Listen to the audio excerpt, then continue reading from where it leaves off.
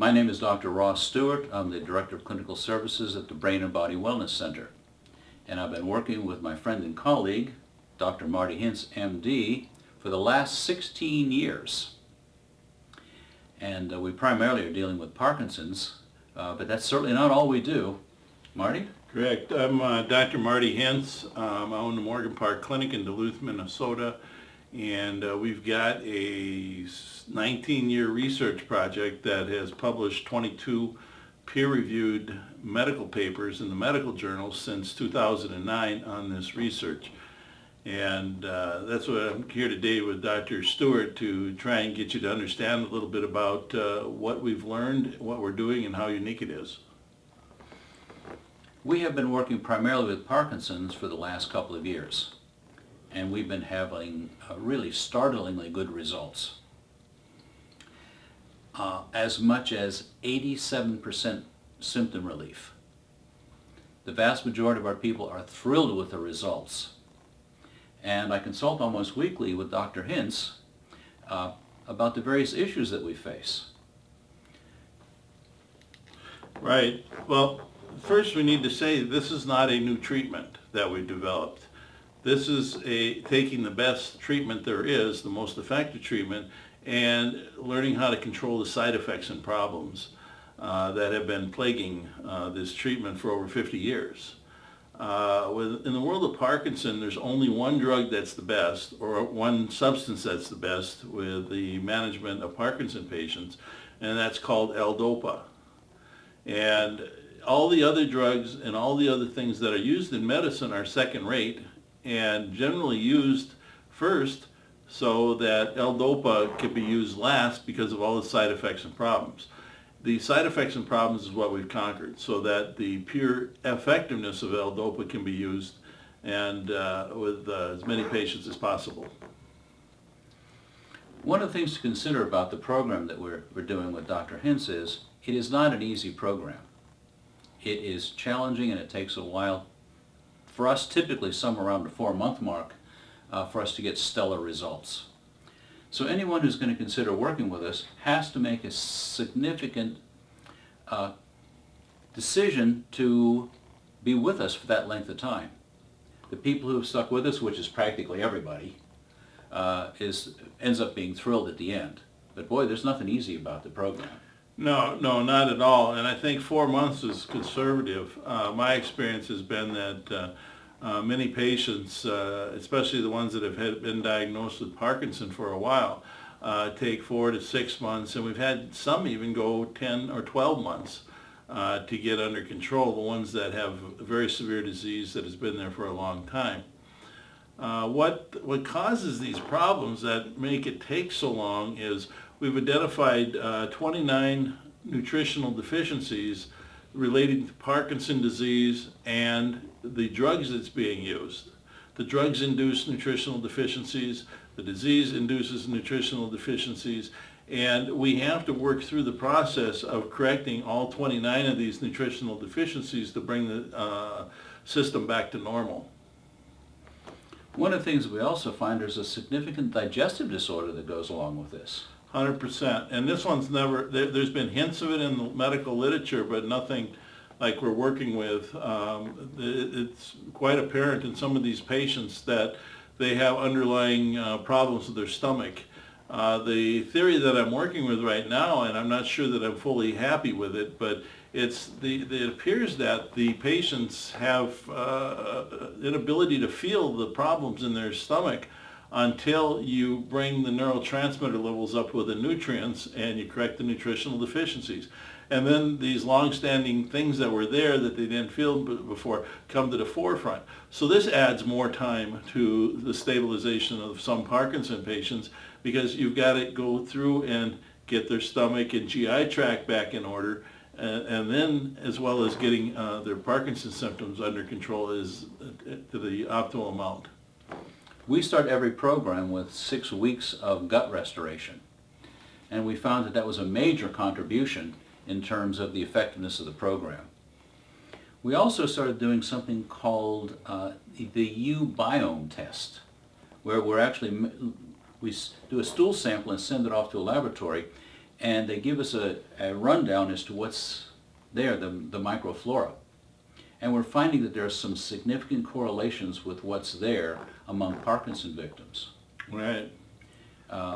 For example, there's some floral bacteria and other critters in there that help control inflammation. We find that everyone we've tested so far has been deficient in that particular, like this tribe of, that's what they call them, tribe of floral bacteria.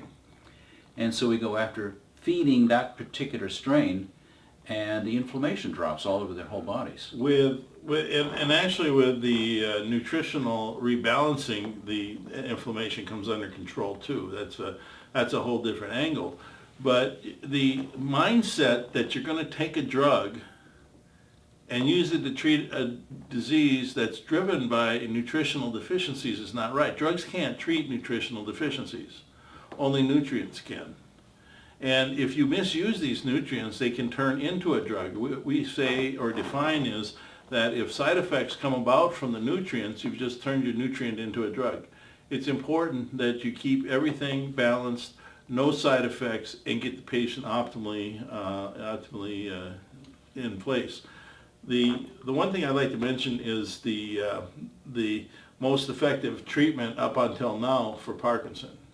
And bar none, it's a thing called carbidopa L-dopa. That's two generic names, and they're in one pill. The L-dopa is the effective one. The carbidopa is intended to get rid of side effects from the L-dopa. Most common brand name is Sinemet.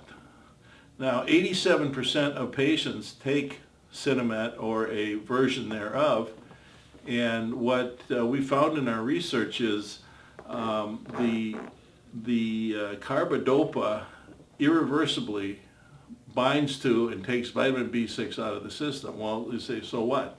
Anytime that you effectively remove a nutrient from the system is not good.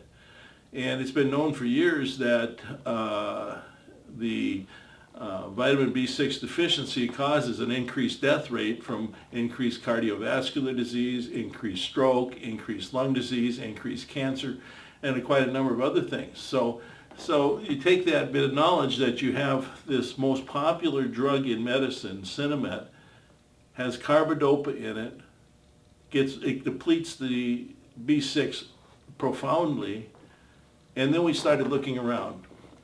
And the Center for Disease Control, it's a part of the National Institute of Health in the United States. Center for Disease Control reports that since 1976, when carbidopa was first introduced into the United States, the death rate for Parkinson has gone up 390%, and it's still growing. So there's one problem.